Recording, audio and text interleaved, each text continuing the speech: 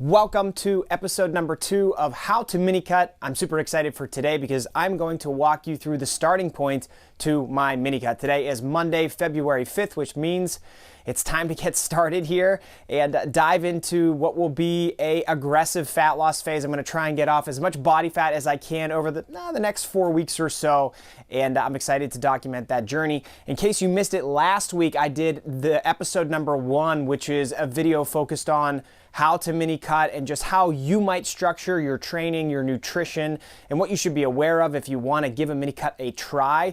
But in today's video, I'm going to take that kind of basic information that I talked about in episode 1 and apply it. And I'm going to tell you exactly how I'm setting up my training, how I'm setting up my nutrition, how I'm setting up my daily lifestyle habits to try and lose as much body fat as I can in a short period of time. The best place to start is probably to just give you a snapshot of where I am at right now. So what I'll do is overlay some of the initial progress photos that I took, and where I'm starting is right around 180 pounds. I've been weighing myself daily, and that has turned out to be just about my average weight over the last couple of weeks, and I'm going to continue weighing myself daily as I move forward here to track how my body weight trends over time.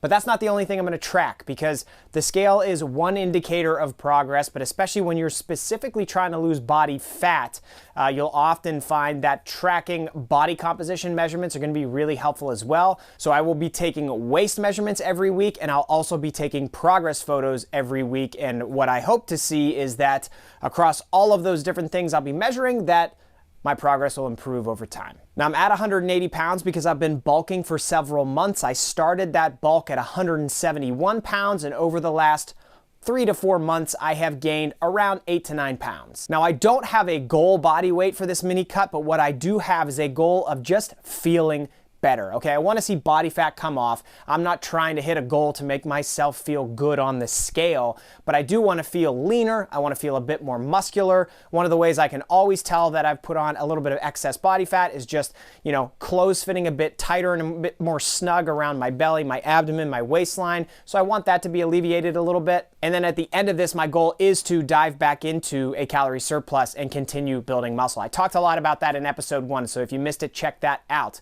But with all that said, that's the starting point. That's how we got here. And I'm going to take you along my workout today. Today, I'm going to be hitting biceps. I'm going to be hitting some shoulders, going to be hitting some chest. It's going to be a really fun pump workout. Show you some footage of that along the way. And we'll dive into specifically how I'm setting up my training and specifically how I'm setting up my nutrition. Let's hit some exercises first though, and I'll be back in a few minutes to talk to you more about the plan moving forward.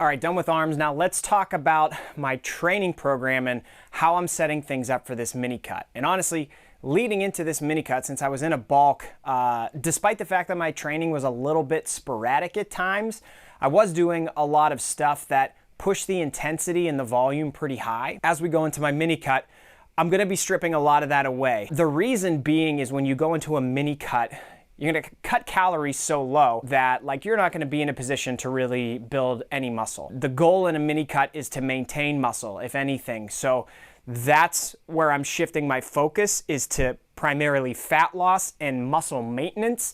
And with that being the case, I just don't need to be hammering away at my muscles with super high volumes or crazy high intensities or lengthened partials, supersets, any of that type of stuff, when I'm not able to actually build much, if any, muscle at all. So I'm gonna be scaling the volume back. I'm gonna be focusing mainly on maintenance in this phase. So what that's probably gonna look like is somewhere between 8 to 12 sets per muscle group. Some of the muscle groups even lower than that. You don't need to do a lot of volume to maintain muscle mass, which is pretty cool. It takes a lot of hard work to build muscle, but then when you have it, it actually only takes a smaller amount of work to maintain it. So I'm gonna be stripping a lot of the volume back, dropping my weekly sets down, and you can see from the screenshots that I've been showing you what some of my workouts look like. You know, like I said, 8 to 12 sets per muscle group, abs, calves, rear delts. Some of those ones for me, I either don't care about or I'm already really happy with, so I'll drop the volume even lower. Everything's gonna get hit at least once a week. Most muscle groups will be hit twice a week, and I'm gonna be training 4 days a week. In addition to strength training, I will also be doing some cardio. The majority of my cardio is honestly gonna be focused around just hitting a daily step count. So my step count is set at 8,000 steps per day. That's just to help me get more active from a non-exercise perspective throughout the day, every day. I've talked about this a ton, but like your non-exercise activity is gonna actually contribute far more to the amount of calories you burn across the day than like trying to do high intensity cardio. And I hate high intensity cardio. I don't even like most formal forms of cardio. My favorite form of cardio is to walk or maybe jog. I don't like getting on the spin bike.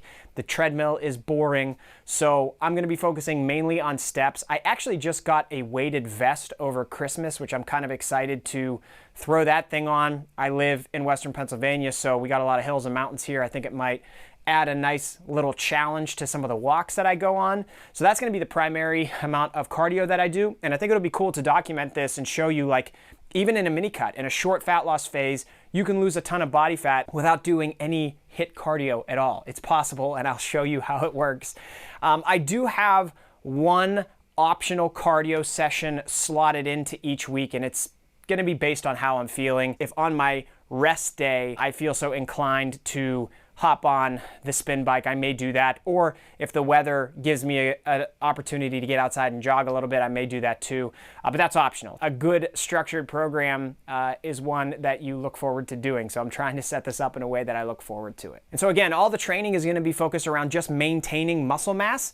And then after I hit a couple more exercises here, I will talk to you about the nutritional element of my program, because my diet, the way I manage my meals, my calories coming in, my protein, that is going to be what actually creates the fat loss that I'm looking for in this mini cut. So let's hit a few more and I'll be back to talk about my diet.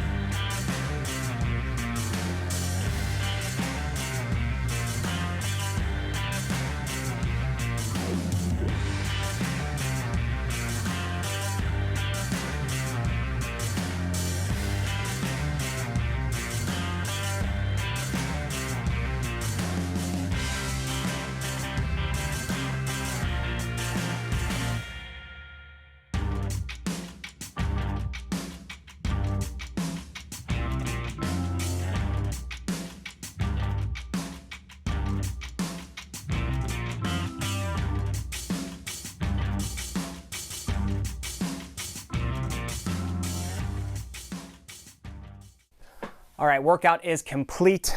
Now we can dive into nutrition for my mini cut, and I want to tell you about what I'm going to be eating, how I'm going to be doing it, and why. So leading up to this mini cut, I spent a couple weeks tracking pretty meticulously everything I was eating. I was in a bulk previously, and honestly, at a certain point when I'm in a bulk, I normally stop tracking just because I get to a point where I know that I'm in a surplus, right? Because I'm seeing the scale go up, and I know that I'm eating enough protein. I eat a lot of the same meals, so it's pretty easy to know that I'm getting what I need, giving my body what it needs to build muscle. So I stopped tracking, and what I wanted to do was just dive back into MyFitnessPal, Chronometer, Lose It, whatever app you like to use. I like to get in there ahead of time just to see, on average, like how many calories I'm taking in. And what I found was I was eating right around 3,000 calories a day on average. So with that knowledge, it made it easy for me to set up a starting point to dive into a mini cut. And if you want to do a mini cut, I would highly recommend that you track meticulously for at least a couple weeks.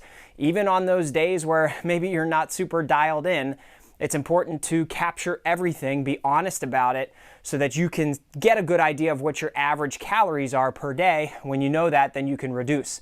So I said in episode 1 in that video that normally you'd reduce around 25% or so, and so that's exactly what I have done. I was eating 3,000 calories a day previously. My plan now is to drop that down to 2,250 calories a day. That's a 25% reduction in my calorie intake. If you were to do this for like a 90-day cut, you would crash and burn. It wouldn't be able to be something that you could sustain long term. So for a mini cut for a short period of time, you can reduce a bit more aggressively, knowing that when you get to the light at the end of the tunnel, calories are coming back up.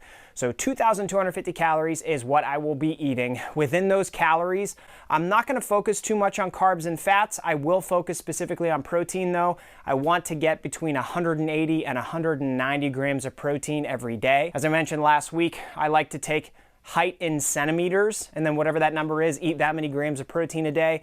I'm 182 centimeters tall, so I like to shoot for that window of 180 to 190 grams a day. And then carbs and fats will kind of just fall where they may based on how my diet looks each day. I will say I do want to get at least a minimum amount of fat in every day. I'd like to get 60 to 65 grams of fat, and if it's more than that, that's cool, it's more than that.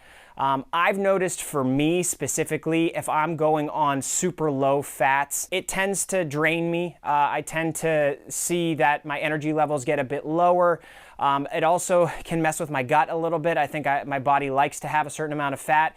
We also know that, from an overall health perspective, from a hormonal perspective, having adequate fat in your diet is important. So that's why I want a minimum amount of fat, which I don't think should be too hard to accomplish. But yeah, whatever the number is above that minimum threshold is perfectly fine. And then carbs will be whatever carbs will be. And that's it. We're going to track things and see how things go from here. And I'll be documenting everything throughout this journey. So next week I'll be checking in with a recap of week 1 to tell you how it went. We'll take a look at my progress. Be completely honest with you, I've done cuts like this in the past, and what I expect is the scale to come down a few pounds within the first few days, simply because I'll probably lose a decent amount of water weight because my carbs will come down significantly. So that won't necessarily be indicative of body fat, which again is why the scale isn't always the best measure of progress. So I expect to see that happen at the beginning, and then after that we'll kind of plug away and track body composition, monitor the scale, do those waist measurements, take the progress photos, and analyze things week to week. I don't think week to week things will look shockingly different, but as we get from like week 1 to week 3, week 1 to week 4, that's where we should start to see the more noticeable changes in body composition. So yeah, I'm excited to get going. Today is day 1, and let's get it. Thank you so much for watching. I hope you're enjoying this series so far.